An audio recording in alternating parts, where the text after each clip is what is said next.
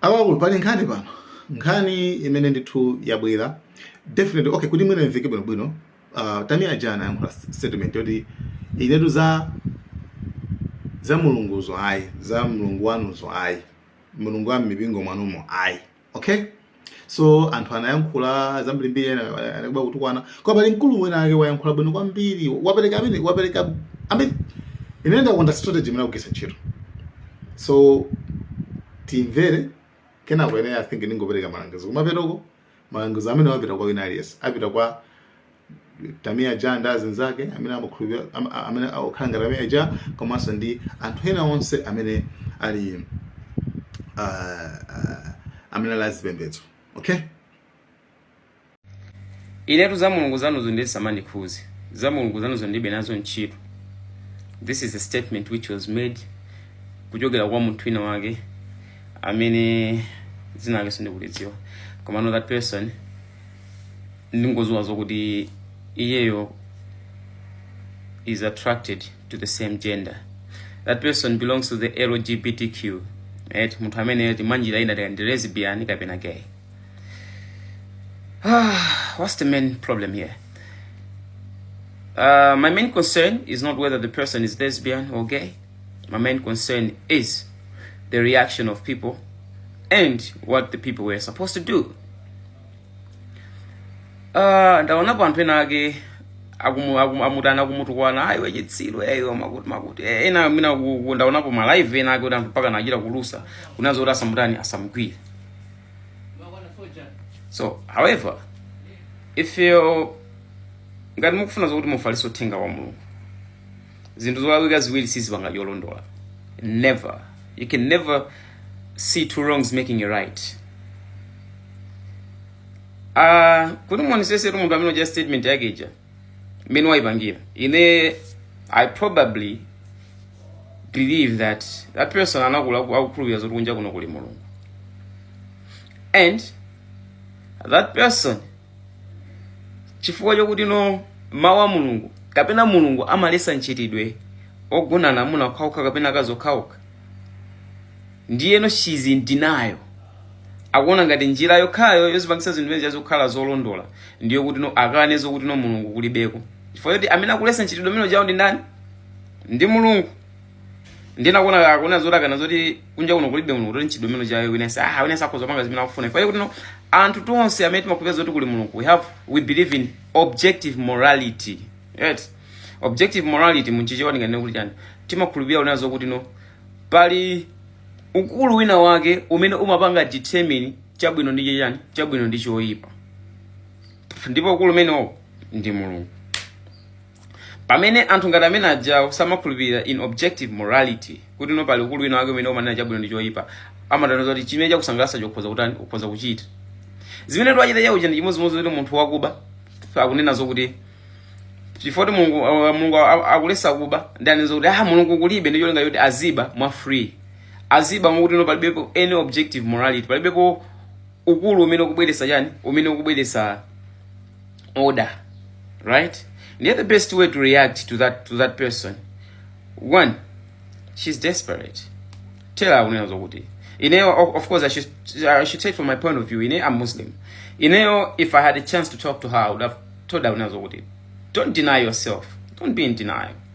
Chifukwa chokuti we know we know it's because of your feeling. That's why you're saying this. Komano having a feeling when you're where you are attracted to the same gender, it doesn't mean zokuti wewe walakwa. Ndi mmene wewe ukumvera.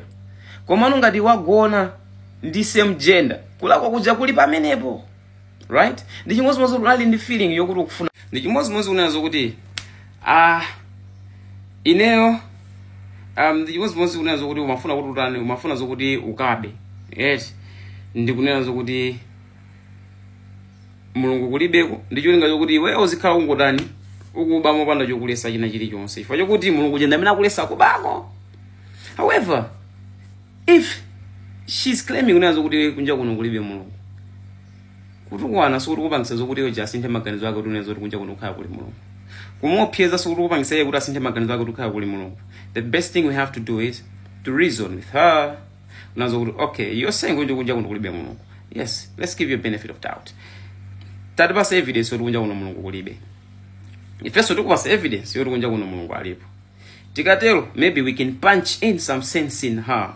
Kapena into her. Kapena mwa iyeyo tukozobanga punch in sense. Koma, as we said, two wrongs don't make it right. Ziveza zokuti no tose tasanduka tasanduka oipa. Ndiye pachifukwa chimenecho, the best thing chimene anthu amene akupanga, the reaction imene anthu amene akupanga, because yauja she thinks she's relevant.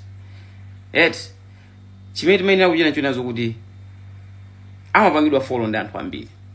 If you know that you believe in God and you follow that person, why can't you just unfollow the person?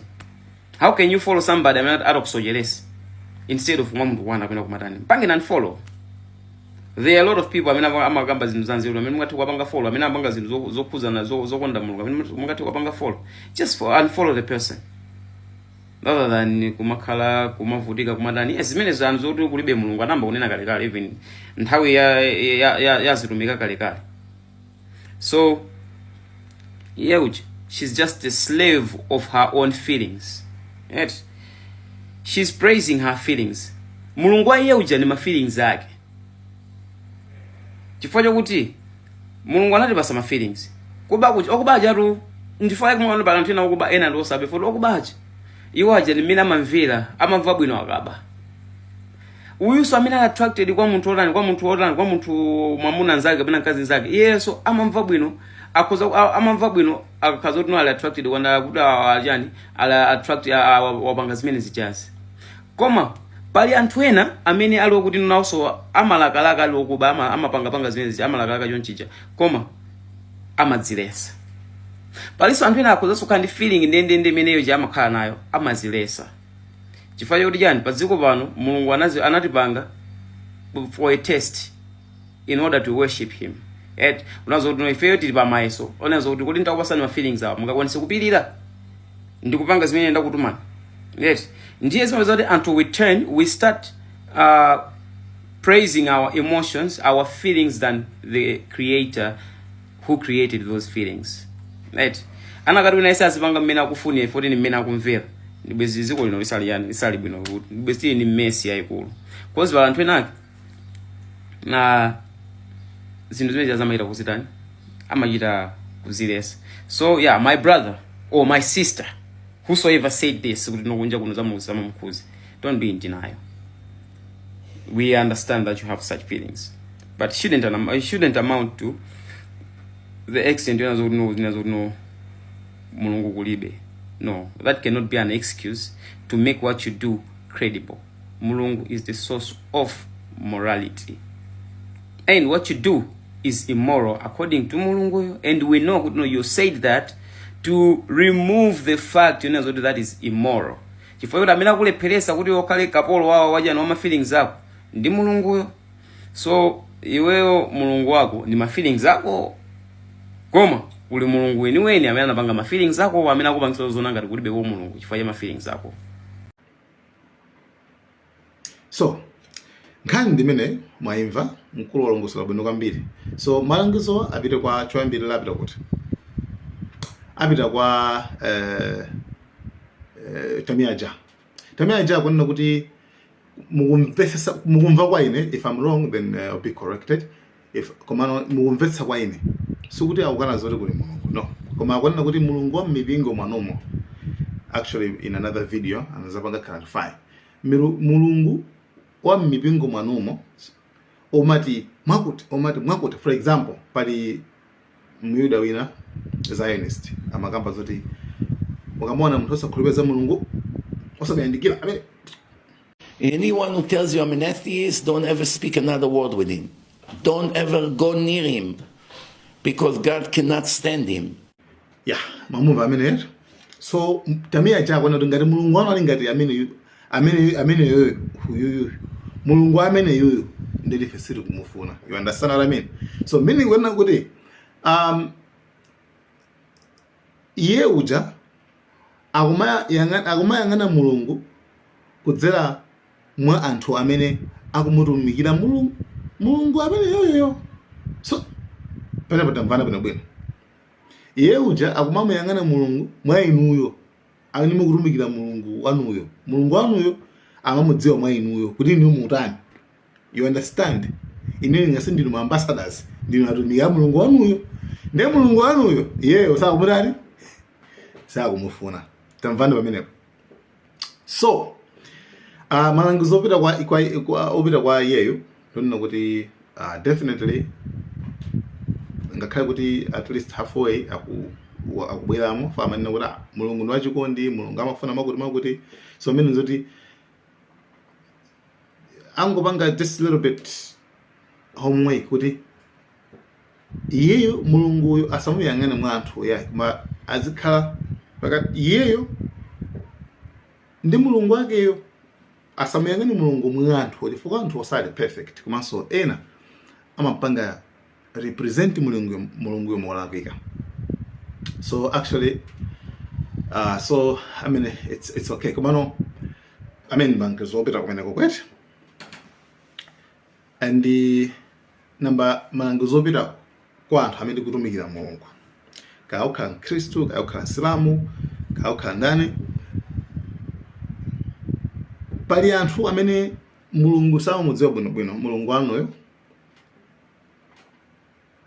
Example ndachita Tamia Ja,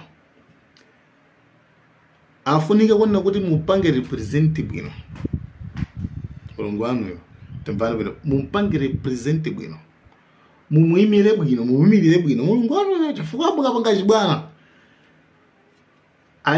Tamia Ja suda alipweka, alipo Tamia Ja ambiri amene akaona tona mulungu awa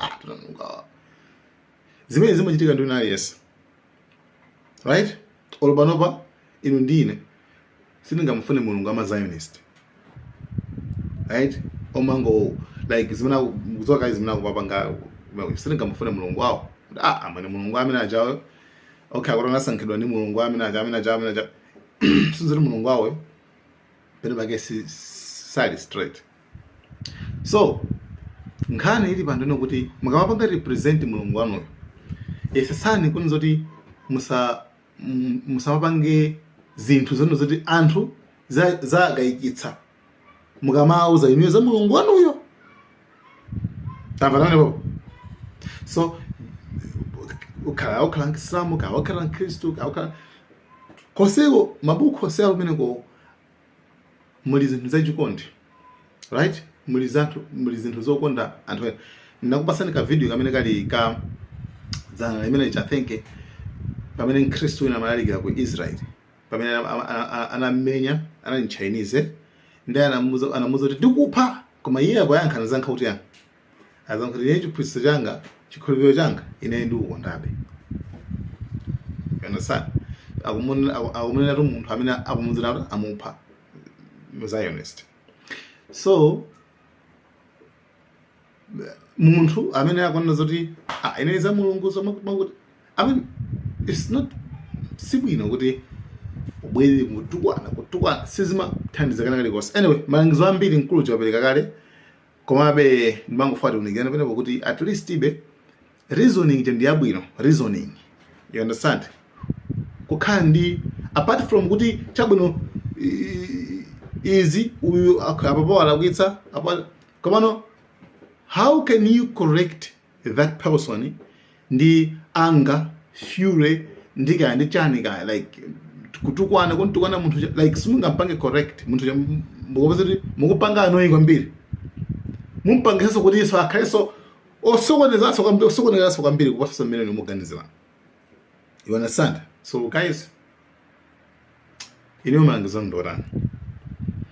Thank you so much, Wayankhula.